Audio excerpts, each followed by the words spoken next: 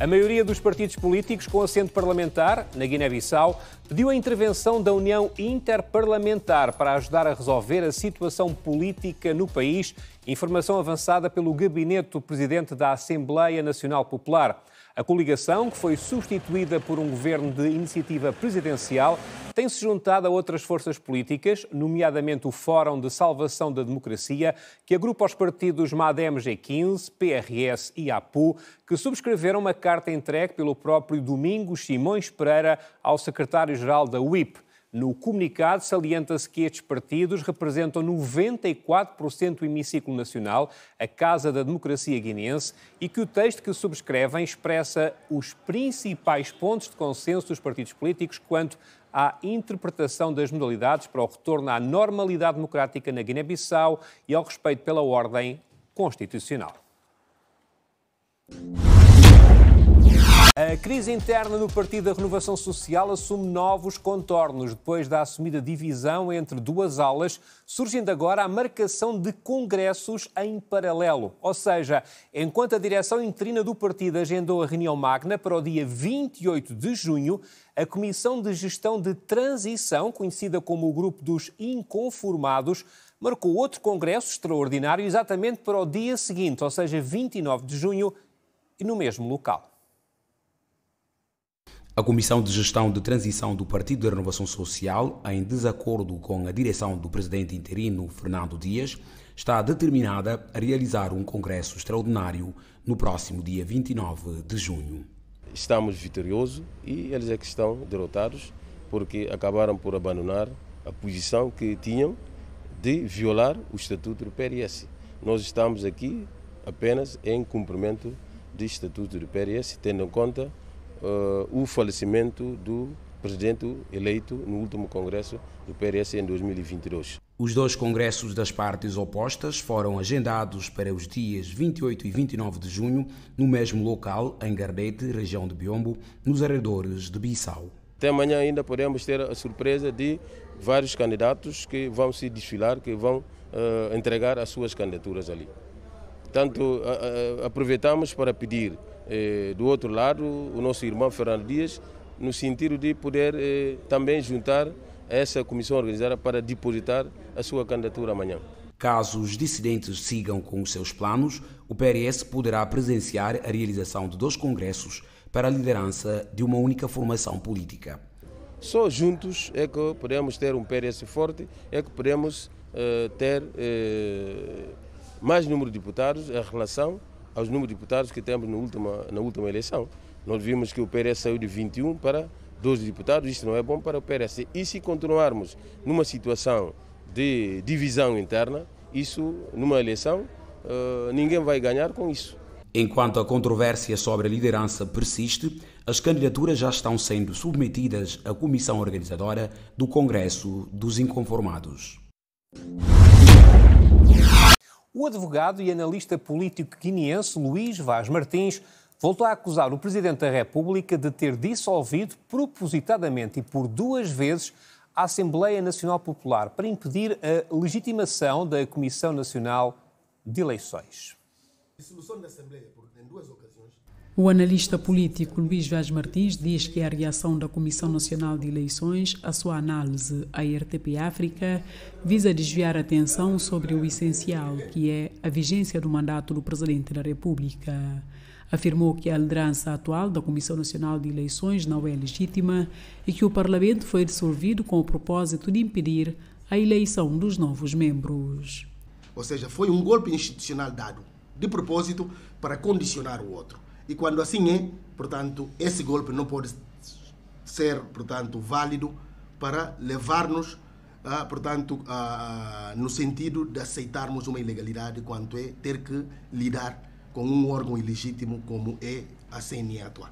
Segundo o advogado, a lei não permite a interinidade nas funções do presidente e afirmou que deve ser permitido o funcionamento da Assembleia Nacional Popular para, entre outros, legitimar a Comissão Nacional de Eleições. Efetivamente, os 2/3 dos deputados da ANP são os únicos que legitimam qualquer que seja cidadão guineense a exercer as funções de direção na CNE. Antes disso, estaremos aqui a coagitar, a abrir brechas para uma grande fraude, porque efetivamente um presidente que assalta o poder, como é o caso do Dr. Mpabikabi, e dá declarações evidentemente encomendadas, leva-nos a uma situação de estrangulamento. Numa alusão a Mpabikabi, que reiterava ao Supremo Tribunal de Justiça o pronunciamento do mandato do Presidente da República, Luís Vaz Martins diz que o órgão não emite pareceres. Além de mais, lembrou que também funciona sem legitimidade. Todos aqueles atos praticados pelo Supremo Tribunal de Justiça que levou à suspensão de magistrados que não estão alinhados com assalto ao poder judicial, toda aquela situação deve ser reposta. As legalidades dos dois órgãos, Supremo Tribunal de Justiça e Comissão Nacional de Eleições, têm sido alvo de questionamento nos círculos sociais e políticos do país. A Guiné-Bissau assinou acordos de reforço de cooperação com Moçambique, Malau e Tanzânia em diversos domínios. A informação foi avançada pelo Ministro dos Negócios Estrangeiros guineense num balanço à recente visita do chefe de Estado àqueles países.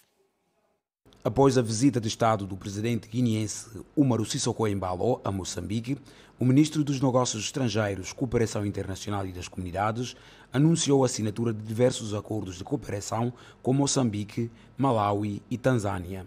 Os acordos abrangem as áreas de educação, pesca e agricultura. Só agora foi assinado um acordo geral de cooperação entre Guiné-Bissau e Moçambique, acordo geral que vai servir de chapéu para, digamos, dar cobertura ao conjunto das ações que a partir de agora queremos levar a cabo. Vai dar-nos apoio nessa área de formação de operadores portuários e também vai nos dar apoio na dragagem do Porto de Bissau. O Malawi tem neste momento uma academia também de nível superior para formar quadros na área da piscicultura. O ministro destacou o impacto positivo que essas parcerias terão para a juventude guineense. Demos já passos concretos para que os jovens possam ser enviados para esse país. Nós vamos fazê-lo agora através do Ministério da Educação ou do Ministério da Função Pública e Trabalho, para que seja uma oportunidade aberta para toda a gente. Em relação aos protestos ocorridos durante a visita de Embalo, Pereira minimizou a importância das manifestações, considerando-as normais. Achamos que é natural haver alguma oposição à visita de Sua Excelência o Presidente da República. Sua Excelência foi convidado, não foi um intruso. Ele foi convidado a ir no quadro de uma visita de Estado, que é a mais alta, digamos, qualificação que uma visita de um chefe de Estado pode ter. E, portanto, nós só podíamos ter respondido com honra e com satisfação a esse convite. A visita de Umaru Sissoko Embalo a Moçambique foi marcada por encontros e discussões sobre cooperação bilateral e algumas contestações por parte da oposição. O secretário de Estado dos Negócios Estrangeiros e Cooperação de Portugal manifestou total empenho para que a escola portuguesa seja uma realidade na Guiné-Bissau. De visita ao país, Nuno Sampaio sublinhou também a vontade do governo português ver a entrada em vigor do Acordo de Mobilidade no espaço CPLP. Na sua primeira visita oficial à Guiné-Bissau, o secretário de Estado dos Negócios Estrangeiros e Cooperação de Portugal foi recebido pelo presidente guineense Umaru Sissoko Embalo. À saída do encontro, Nuno Sampaio disse que trouxe a mensagem que o governo português está disponível para trabalhar com o executivo guineense para reforçar ainda mais a cooperação entre os dois países. Como na saúde, na educação, na defesa, em áreas de soberania como a justiça. Tudo isto são áreas em que Portugal poderá reforçar a sua cooperação com a Guiné-Bissau. O governante português anunciou que estão aprovados vários projetos no setor educativo, sobretudo para que a escola portuguesa possa ser uma realidade na Guiné-Bissau. Temos novos projetos, designadamente ao nível do ensino de mestrado, que já estão aprovados e que vão ser muito importantes, certamente, para o desenvolvimento. E temos, de facto, o projeto de uma futura escola portuguesa na Guiné-Bissau. É um projeto ainda embrionário, terá que dar os seus passos e o Estado português está muito empenhado em que essa escola portuguesa possa vir a ser uma realidade aqui na Guiné-Bissau. Nuno Sampaio manifestou ainda o empenho de Portugal para a efetividade do acordo de mobilidade no espaço CPLP.